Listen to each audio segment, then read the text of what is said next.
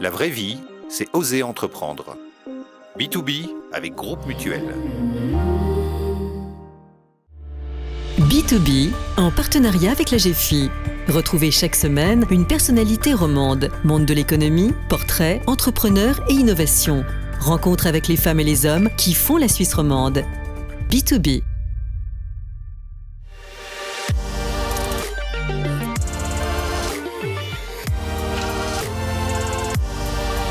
Bonjour à toutes et à tous, content de vous retrouver pour un nouveau numéro de B2B, en partenariat toujours avec la GFI. Bonjour Frédéric Lelièvre. Bonjour Vincent Magny. Vincent, vous êtes quel lecteur, papier ou liseuse?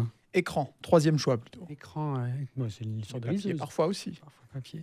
Notre invité, lui, édite et imprime encore et toujours des livres. Il porte avec son frère l'entreprise familiale créée en 1964 par Michel-Édouard Le Grand-Père. La famille, en fait, est active dans le domaine des livres depuis plus de 100 ans. Il y a l'arcade de la vieille ville où se trouve le café littéraire. Peut-être que vous allez avec votre écran là-bas, Vincent. Ça m'arrive. Qui est écrit là-bas depuis 1918. C'était le grand-père Mendel qui l'avait lancé. Notre invité s'engage aussi dans la vie de la cité. Il a été député PLR au Grand Conseil. Il vient d'être reconduit pour un nouveau mandat à la présidence de la Fédération des entreprises romandes de Genève. Enfin voilà, Ivan Platsetkin, bienvenue dans B2B. Bonjour, merci pour votre invitation. Merci à vous de nous consacrer du temps. On va démarrer avec le portrait.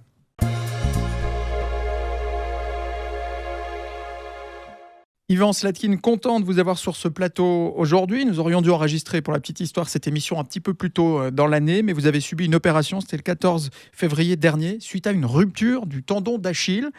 Comment allez-vous aujourd'hui ? Je vais beaucoup mieux. En effet, j'ai dû m'excuser parce qu'en jouant au tennis, malheureusement, mon tendon a lâché et puis ça m'a immobilisé un certain temps. Mais là, aujourd'hui, je remarche, je suis en pleine forme et je récupère petit à petit. Mais c'est une longue récupération. Le tendon d'Achille, il faut près d'une année pour pouvoir récupérer 100% de ses capacités physiques. Donc, je suis sur le chemin de la guérison. Vous expliquiez avoir eu tout un dispositif pour immobiliser la jambe, des béquilles. C'est pas un accident très agréable parce que pendant 2 mois, vous devez immobiliser votre pied, vous devez dormir avec une énorme botte, un peu comme Josiane Balasco dans Les Bronzés, mais ça, c'est pendant 2 mois et pas une nuit. Donc, c'est assez pénible, c'est très contraignant, mais enfin, ma foi, c'est comme dans tout dans la vie, vous êtes confronté à une difficulté, faut y faire face et puis il faut passer l'obstacle. La blessure, on pense très vite au travail, au quotidien. Comment vous êtes organisé ? Alors écoutez, j'ai la chance d'avoir une bonne assurance accident au niveau professionnel, ce qui m'a permis de pouvoir me déplacer, mais en taxi.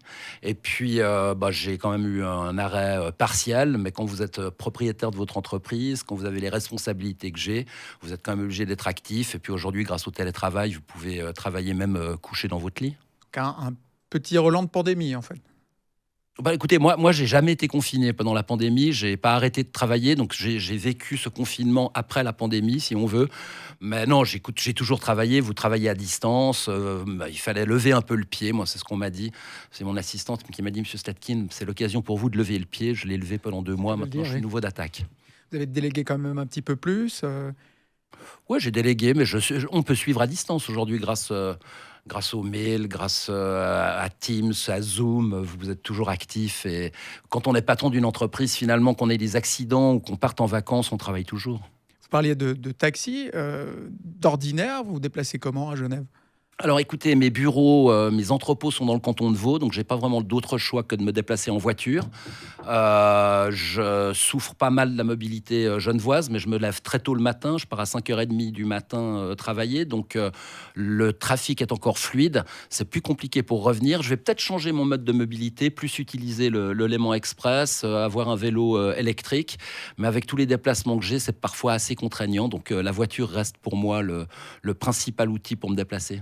Ivan Slatkin, puisque l'on parle de gérer des imprévus, alors, toute autre sorte. En novembre 2021, votre entreprise avait subi une cyberattaque avec rançon. Vous aviez finalement payé pour limiter la casse. D'ailleurs, vous aviez déposé plainte. Est-ce que ça a servi de déposer plainte ? Ça a donné un résultat Alors écoutez, à court terme, non. Le dépôt de plainte, évidemment qu'on a déposé une plainte. Même actuellement, nous sommes contactés par la police zurichoise. Donc je crois que c'est à Zurich qu'il y a un pôle cybercriminalité. Il semblerait que l'enquête avance. Je m'en réjouis. Donc oui, en novembre 2021, une date que je me souviens bien, c'était le 6 novembre, c'était l'anniversaire d'une de mes filles. J'ai appris qu'on avait été attaqué. On avait eu l'ensemble de nos données qui ont été cryptées. Et puis, les hackers nous ont contactés via le Darknet, mais bon, là, on a pris une société pour nous assister face à cet événement. Nous ont demandé finalement une rançon qui était raisonnable par rapport à tout ce qu'on aurait dû entreprendre si on n'avait pas pu récupérer nos données. On a pris le risque de payer cette rançon. Le montant a été public, hein? Non, je ne divulguerai pas le montant, mais c'était un montant tout à fait raisonnable et ça nous coûtait moins cher de payer la rançon avec l'espoir de récupérer nos données plutôt que de devoir repartir de zéro. Ça a été un gros choc. J'ai décidé de témoigner parce que les patrons de PME comme moi ont toujours tendance à penser que les cyberattaques, c'est pour les grosses sociétés, les banques, enfin toutes les entreprises qui ont des données sensibles. En fait, c'est pas du tout le cas. C'est une vraie industrie. Les hackers, eux, ce qu'ils cherchent, c'est à prendre un peu d'argent à n'importe qui et c'est de mettre à l'arrêt une entreprise. Donc, ça a été une expérience traumatisante, mais on apprend beaucoup. Ça nous a permis de reconstruire l'ensemble de notre système informatique avec une nouvelle philosophie. Dans notre malheur, on a eu la chance de tomber sur des hackers que je vais qualifier d'éthiques parce qu'ils nous ont rendu les données C'est ça, une fois qu'on les a payés. Ça a marché, oui. Voilà, ça a fonctionné. 18 mois plus tard, on ne sait toujours pas qui c'est. Et... 18 mois, on ne sait toujours pas qui c'est. Et on a toujours la crainte d'être de nouveau attaqué parce que la sécurité absolue n'existe pas. Mais je crois que c'est vraiment un point fondamental. Tous les chefs d'entreprise doivent prendre très au sérieux ces menaces parce que n'importe qui peut être touché par une cyberattaque. Vous expliquez avoir appris la nouvelle par une collaboratrice qui est arrivée un matin au bureau. Vous dites quoi en tant que chef d'entreprise? C'est fini, on va s'arrêter? Quelle a été votre première question ou idée? Non. Alors, vous dites pas c'est fini, on va s'arrêter. Bien au contraire, mais vous dites pourquoi je me suis fait cyberattaquer, où était la faille, quelle erreur on a commise.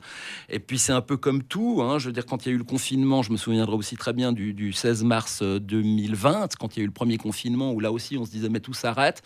Il faut une nuit de réflexion, puis vous rebondissez. Le dimanche, j'étais au travail, je suis monté au bureau, j'avais mes responsables informatiques, on a déployé un plan d'action, on a pris contact avec une société spécialisée. Et ce que je disais, c'est que dans notre malheur, le cœur de notre système informatique n'avait pas été touché. Donc, en fait, on pouvait continuer à travailler. Nos sites Internet n'avaient pas été touchés. Donc, on n'a jamais été mis à l'arrêt complet, mais c'était un risque qu'on aurait pu vivre. Ouais, bien. Cette décision de payer la rançon, vous l'avez prise vous-même? Vous avez fait une réunion extraordinaire du conseil d'administration? Comment vous avez procédé? Oui, on a fait une réunion de tous les directeurs de la société et puis on a pesé, on a mis dans la balance le montant qui nous était demandé, montant qui a été négocié, c'est un peu comme au souk de Marrakech, on vous annonce un montant, vous le divisez par 2, ça va très vite, je veux dire en 15 minutes vous avez réglé le problème de la rançon.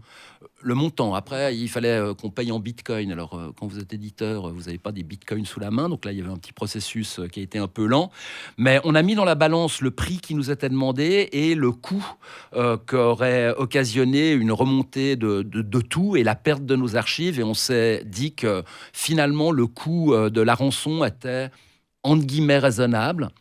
Et on a pris le risque de payer, mais c'est une décision que vous prenez très vite. Et puis, je pense qu'on a pris la bonne décision. Vous dirigez l'entreprise avec votre frère aussi, Michel-Igor Slatkin. Quel est son rôle dans l'entreprise? Alors moi, je m'occupe de tout ce qui est pôle édition, imprimerie. Mon frère s'occupe de tout ce qui est dans la diffusion et la distribution via 2 sociétés dans lesquelles nous sommes en partenariat avec le groupe d'Argo en France, MBS. Lui, donc, il est en charge du pôle diffusion-distribution et moi, tout ce qui est livre, édition, impression. Édition, ça veut dire que vous êtes très impliqué dans la démarche du choix artistique? Alors oui, je suis très impliqué. On a un comité de lecture, on reçoit énormément de manuscrits. Je lis passablement de manuscrits qu'on reçoit. On en reçoit beaucoup. C'est des fois assez difficile de Combien pouvoir à peu tout près lire. en une semaine? Alors écoutez, je dirais que cette année, on est sur un manuscrit par jour. Pendant la période Covid, on en recevait près de 3 par jour. Donc on pouvait en recevoir 1000 par an. Et puis la difficulté, c'est de trouver la perle rare parmi cette masse. Parce que sur 1000 manuscrits reçus, si on en publie 10, ce sera un gros maximum. Donc, il faut être très rapide, il faut avoir l'œil. C'est quelque chose de compliqué de trouver les bons manuscrits. Et par le passé, il y a des manuscrits qui me sont passés sous le nez parce que je n'avais pas eu le temps de le lire. Voilà, il faut avoir du feeling et puis il faut être bien organisé. Vous êtes aidé par votre entourage, votre famille? Vous avez 3 enfants, ils vous aident parfois? Non, alors mon épouse est enseignante, mes enfants sont encore tous en études, ma fille aînée qui a pas encore 20 ans, donc non, ils m'aident pas. Et puis je leur dis pas qu'il faut reprendre l'entreprise familiale. Je crois qu'il faut vraiment qu'ils suivent leur chemin, ils feront ce qu'ils ont envie de faire.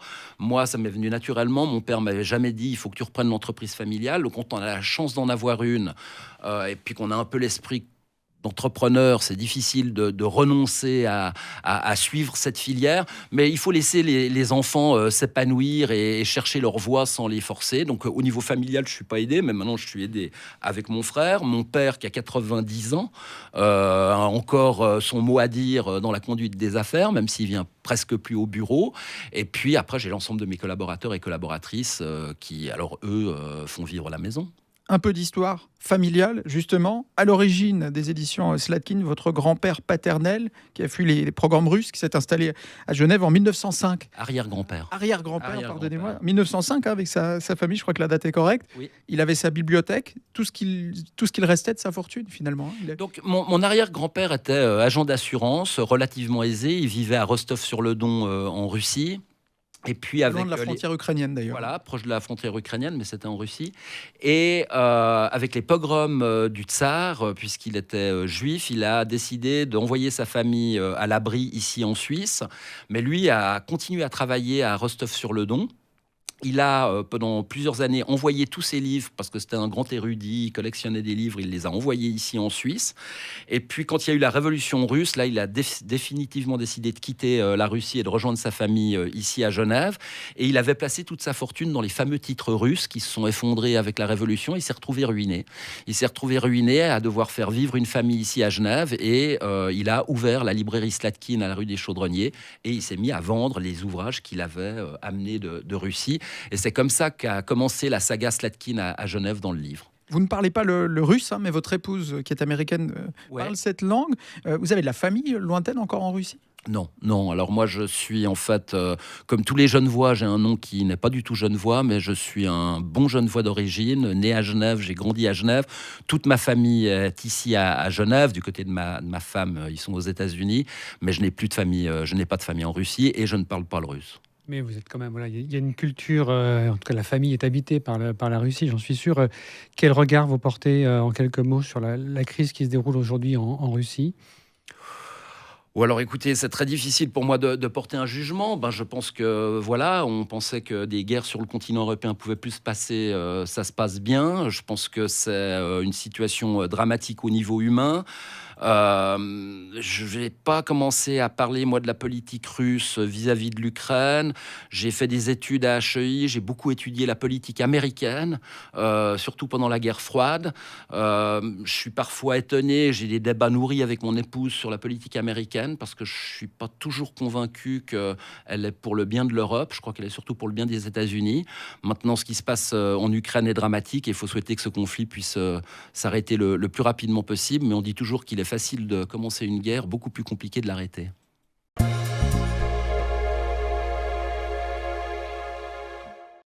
Yvan Slatkin, nous avons brièvement évoqué la période Covid exceptionnelle à plus d'un titre, même si vous avez toujours continué à travailler. Aujourd'hui, votre maison emploie 18 collaborateurs à temps plein. Ça, c'est pour l'édition, 75 dans le groupe. Donc, c'est l'impression, diffusion, distribution. Comment se passe l'année 2023 pour vous ? Écoutez, elle a très très bien démarré. Au niveau de l'édition, on a eu la chance de recevoir 2 prix suisses de la littérature pour 2 auteurs qu'on publie depuis de nombreuses années, 2 auteurs vaudois, pas genevois. Rappelez-nous lesquels ? Eugène pour Lettre à mon dictateur et Fanny Dessarzan pour son premier roman Galel. Donc c'est une grande fierté de pouvoir porter des jeunes auteurs, de voir qu'ils gagnent des prix. C'est des prix qui déclenchent les achats ? C'est des prix qui déclenchent les achats, qui déclenchent aussi des demandes de traduction, ce qu'on appelle des droits dérivés, ce qui est peu pratiqué en Suisse, qu'on vit beaucoup en France.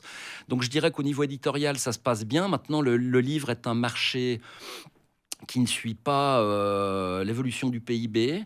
Nous, nos meilleures périodes, aussi bizarre que ça puisse paraître, c'était pendant les années Covid, parce que les gens étaient privés de tout et finalement ils écrivaient des livres, mais en plus, pour ils vous avaient envoyer besoin des de lire. manuscrits, Non, mais ils avaient besoin de lire. Alors, vous avez évoqué au début de l'émission, est-ce que vous êtes tablette, liseuse? Pour moi, le support importe peu finalement. C'est ce qui compte dans le travail d'éditeur, c'est de porter un auteur, de porter un texte. Après que vous le lisiez sur un format papier ou électronique, pour moi, a pas beaucoup d'importance. Et je dois dire que pendant le Covid, les gens qui étaient chez eux, enfermés, qui ne pouvaient accéder à rien ou quasi rien, et qui étaient devant un écran toute la journée, sont rabattus sur le livre papier. Et c'est pas du tout le e-book. Le e-book a complètement stagné pendant cette période, et c'est vraiment le livre papier qui a décollé. Et on a vécu, ça va être assez paradoxal ce que je vais dire, mais plutôt des belles années pendant le Covid. Quel type de marge on dégage aujourd'hui dans l'édition en Suisse? Alors écoutez, on dégage pas beaucoup de marge. C'est un métier qui, économiquement parlant, est extrêmement... sur le... Ouais, j'ai envie de dire, non, 15%. C'est un métier de passion. C'est un métier, alors je pense, un des métiers les plus riches qu'on puisse connaître au niveau des rencontres humaines. Je travaille avec des profs d'économie, je travaille avec des guides de haute montagne, avec des photographes, avec des jeunes auteurs. J'ai fait allusion à Fanny Dessarzan, mais on vient de publier un roman policier d'une jeune femme de 18 ans qui a écrit ce roman policier pour son travail de maturité et qui a aujourd'hui plus de 3500 exemplaires vendus, ce qui est énorme pour la Suisse romande. Donc un métier très riche au niveau humain, beaucoup plus compliqué au niveau économique. Et c'est un métier sans des apports extérieurs qu'on aurait de la peine à maintenir. Nous, on a la chance chez Slatkin, vous l'avez dit, d'être un groupe. On est actif aussi dans l'impression, dans la diffusion-distribution. On a aussi quelques biens immobiliers. C'est ce qui nous permet de pouvoir poursuivre cette tradition du livre. On reviendra sur ces autres piliers de votre activité. En début d'année, vous avez aussi fait l'actualité en annonçant la vente de la filiale en France. Ça représentait une grosse part de votre chiffre d'affaires? Non. Écoutez, c'est une aventure qu'on a voulu tenter. Depuis 2016, c'était lancé en 2016. Voilà, c'était lancé en 2016. C'était l'idée de développer une ligne de littérature générale, mais sur Paris, pour être dans les réseaux parisiens, parce que comme vous le savez, la France est un pays fortement centralisé et il est difficile d'exister dans le monde de l'édition si vous n'êtes pas à Paris. Donc on s'est lancé dans cette aventure en publiant, le slogan c'était « Small is beautiful », donc c'était de rester petit, c'était de sortir 15 titres par an, avec principalement des traductions et porter des auteurs suisses. Alors, ça a été une aventure très enrichissante, j'ai beaucoup appris, mais je me suis rendu compte que si j'étais pas présent à Paris, j'arrivais pas à mener correctement cette affaire. Donc, on a un grand groupe français, c'est le groupe Très Daniel, qui s'est intéressé à reprendre cette marque. Nous n'avons pas vendu notre nom, c'est-à-dire qu'en fait, nous avons cédé la marque pour 4 ans au groupe Très Daniel qui peut l'exploiter, mais dans 4 ans, le nom de Slatkin et compagnie nous revient. Donc, on garde un contrôle sur notre nom. Et finalement, c'est du win-win parce que le groupe Très Daniel cherchait une marque de littérature générale parce qu'ils ont envie de se développer dans ce secteur. On peut le rappeler, ils étaient très spécialisés dans le bien-être, le développement personnel. Donc c'était tout autre chose que votre univers. Voilà. Et avec Slatkin et compagnie, ils ont la possibilité aujourd'hui de se développer dans la littérature générale. Je pense que c'est aussi gagnant pour les auteurs parce que le groupe Très Daniel, c'est quand même un groupe qui pèse 60 millions d'euros de chiffre d'affaires. Donc nous sommes des nains par rapport à eux. Donc plus de moyens pour porter les auteurs. Et puis pour nous, c'était aussi gagnant parce que ça devenait lourd de gérer cette activité sur Paris. À propos d'acteurs, si j'avais bien compris, une des raisons aussi de cette filiale, c'était de promouvoir donc j'avais brièvement évoqué des auteurs suisses comme Mark Woltenauer ou Nicolas Foltz. On est dans le polar. Ils vont rester ou bien vous craignez qu'ils quittent la maison? Peut-être, on sait que Joël Dicker veut lancer la sienne, donc il y a une concurrence sur le marché qui est Joël Dicker a lancé la sienne, la concurrence, il y en a toujours eu. Moi, j'ai cédé cette activité. Alors, je souhaite que le repreneur puisse conserver ses bons auteurs, parce que Mark Foltenauer, Nicolas Foltz, c'est des bons auteurs qui marchent très bien en Suisse. Il y a encore beaucoup de travail à faire en France. Je pense que le groupe Très Daniel a les moyens de porter ses auteurs, mais maintenant, il faut que le courant passe entre eux. Dans ce métier, on n'est pas lié comme dans un mariage, donc chacun est libre d'aller où il le souhaite. Mais si ça matche entre eux, je souhaite que ça puisse bien se passer. Puis si ça ne matche pas, ma foi, Nicolas Foltz et Mark Foltenauer iront où ils ont envie d'aller. Mais je pense qu'ils ont en tout cas un beau groupe qui peut les accompagner et ils ont toutes les cartes pour pouvoir percer sur le marché français. Parce que ça, c'était mon souhait, c'était de les voir sortir de nos frontières. Vous parliez de l'immobilier comme l'un des piliers. Alors, les éditions Slatkin prévoient de construire une trentaine d'ateliers artisanaux à Chavannes-de-Bogie. Vous avez lancé ce projet en décembre dernier avec une mise à l'enquête. Vous êtes actif dans l'immobilier depuis 40 ans. Quelle part de votre chiffre d'affaires ça représente à l'échelle du groupe pour vous, l'immobilier ? Écoutez, l'immobilier, c'est une activité qui était en fait à la base, c'était pas du tout notre activité, mais mon père, dans les années 60, cherchait un terrain pour pouvoir construire un dépôt pour y stocker ses livres. Et puis un de ses amis architectes lui a dit, oui, il y a un petit terrain à Chavannes-de-Bogie, au bord de l'autoroute qui était en train de se construire pour l'Expo nationale. Il a dit, ouais, c'est un peu loin. Mais il a pu acheter ces terrains et puis il a construit un dépôt. Puis après, de fil en aiguille, on a développé de l'immobilier. Et en fait, tout notre immobilier est développé dans cette région. Alors, on a acheté un terrain à la commune de Chavannes-de-Bogie il y a quelques années où on a aujourd'hui un projet artisanal. L'emplacement est excellent, c'est à la sortie de l'autoroute Coppet-Yvonne. Maintenant, on est prudent dans le développement de ce projet parce qu'avec la hausse des taux, avec la hausse du prix des matières premières, il faut faire attention. Aujourd'hui, que pèse l'immobilier alors en termes de chiffre d'affaires, en termes de rendement ? C'est une part non négligeable et grâce à l'immobilier, les éditions Slatkin sont ce qu'elles sont aujourd'hui parce que il serait difficile de pouvoir développer toute notre activité éditoriale si on n'avait pas cette garantie immobilière qui nous rapporte de l'argent. J'ai pas envie de dire facilement, parce que rien n'est facile, mais enfin, c'est plus facile de toucher des loyers que de publier des livres qui marchent. Dernière question sur le monde du livre, avant de passer à la question plus générale d'entreprendre à Genève. Une enquête de la Comco a été lancée suite à la plainte de Payot. Ça concerne la distribution contrainte en Suisse des livres français. Alors, vous travaillez avec Dargaud, vous l'avez évoqué. Qu'est-ce que vous, comme éditeur, un peu libraire avec votre café littéraire et aussi diffuseur, vous attendez de cette procédure ? Bon, écoutez, je ne vais pas commenter une procédure qui a été entreprise par Pascal Vandenberg au nom de Payot contre le groupe Mardigal-Seferer, qui est le groupe Gallimard. Il est certain que la diffusion-distribution de livres en Suisse pose certains problèmes, c'est-à-dire que les prix sont plus élevés, mais il y a un service qui est de qualité. Ce qu'il faut savoir, c'est qu'en 2013, Pascal Couchepin, alors conseiller fédéral, avait mis la Comco sur le soi-disant cartel des diffuseurs-distributeurs. Ça a duré 10 ans et en début d'année, Servidis a été blanchi par le tribunal fédéral. Ça veut dire que vous êtes en désaccord avec la vision, l'analyse en tout cas de Pascal Vandenberg. Sur le marché, il n'y a pas un abus de position dominante des éditeurs? Non, je pense qu'il y a des discussions à avoir. Il est certain que certains grands groupes français ont tendance peut-être à abuser au niveau des prix. Maintenant, est-ce qu'il faut partir dans des combats ? Je ne suis pas sûr. Je pense que si on veut garder une librairie de qualité, il faut avoir un système de diffusion-distribution de qualité. Il a un coût. Maintenant, il faut que les gens se mettent autour d'une table. Et il est certain qu'il faut faire pression sur les grands groupes français qui ont un peu de tendance à prendre les... Quand on décolle l'étiquette, on voit le prix en euros, c'est quand même... C'est clair. Non, il y a clairement, on a tendance à prendre les Suisses romands un peu pour des vaches à lait, où on peut mettre le prix qu'on veut. Il faut quand même voir qu'aujourd'hui, il y a un marché concurrentiel. Vous pouvez acheter vos livres sur Amazon. Dans la région genevoise, c'est pas compliqué de franchir la frontière et d'aller acheter ses livres de l'autre côté de la frontière. Donc, le marché doit évoluer. Mais je pense que de partir en guerre, c'est jamais positif. On a parlé de la guerre en Ukraine. Je crois que de se faire la guerre entre professionnels, essayons de se mettre autour de la table et de trouver des solutions ensemble. On verra ce que la Comco décide. Revêtez votre autre casquette pour conclure l'émission, celle de président de la FER Genève. Arrive en juin une nouvelle votation sur l'imposition des grandes fortunes. Elle concerne les entrepreneurs. Il y a une votation qui a été refusée en mars, qui était sur l'imposition des dividendes. Vous sentez comment cette votation de juin? Ça vous inquiète? Écoutez, je suis toujours inquiet quand on attaque les conditions cadres. Genève se doit d'offrir des conditions cadres de qualité. Genève a une pyramide fiscale qui est extrêmement fragile. Alors oui, il y a des très grandes fortunes, mais ils payent déjà énormément d'impôts. Il y a un déséquilibre. Récemment, une étude est sortie, portée par la Fondation pour l'attractivité du canton de Genève. Je crois que là, il n'y a plus rien à démontrer et il faut se battre pour faire comprendre aux gens l'importance de ces grandes fortunes, l'importance de ces gens qui font avancer Genève, mais qui permettent aussi aux finances publiques de se porter extrêmement bien.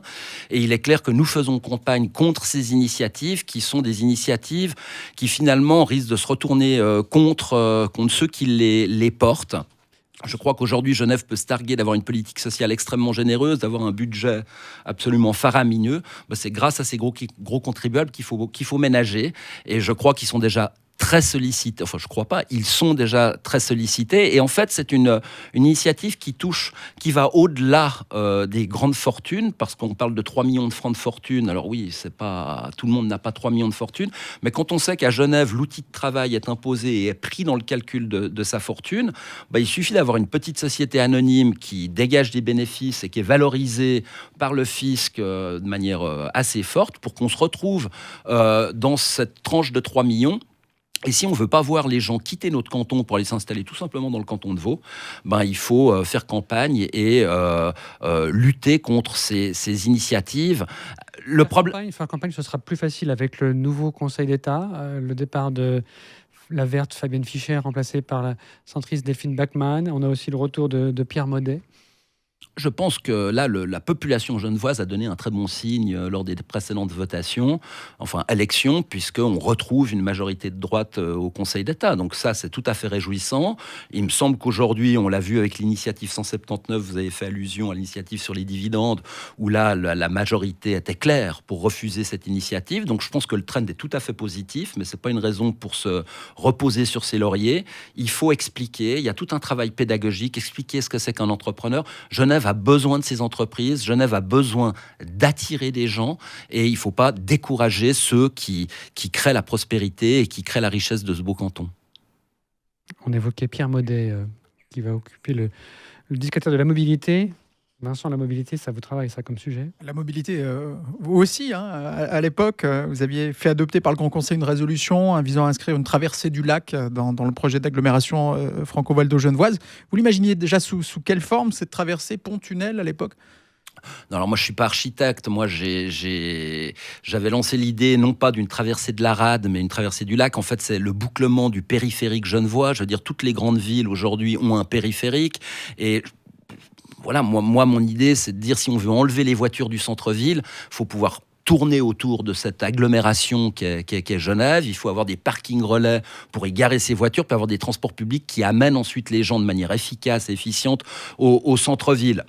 Alors j'ai toujours ce rêve. Quand j'avais commencé la politique et j'avais déposé cette résolution, un de mes collègues députés, Jean-Michel Gros, m'avait dit à l'époque, il me dit, mais Yvan, tu rêves, ça se fera jamais. Je lui avais dit, écoute, je suis jeune en politique, il faut avoir quand même des espoirs, parce que sinon on fait plus de politique. Maintenant que je l'ai quitté, je crains que je ne verrai pas la traversée du lac. Je pense que c'est dommage, parce que pour moi, c'est la pierre angulaire. Il est encore utile aujourd'hui, malgré le Léman Express, malgré des nouvelles quelques mots, parce qu'on arrive à la fin de la Écoutez, je suis convaincu que quand vous habitez sur la rive gauche ou sur la rive droite et vous travaillez sur l'autre rive, je vous ai donné mon exemple, moi, les transports publics, c'est pas assez performant pour que je puisse les utiliser.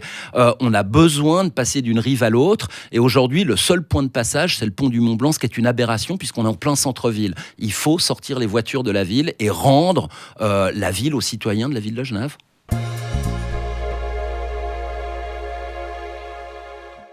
Yvan Slatkin, forcément, avant de conclure cette émission, on a envie de savoir quel genre de lecteur vous êtes. Votre livre de chevet en ce moment, Yvan Slatkin? Mon livre de chevet, ce sont des manuscrits qu'on m'a soumis. Mes 2 derniers livres de chevet, je les ai lus quand j'étais en vacances à Pâques.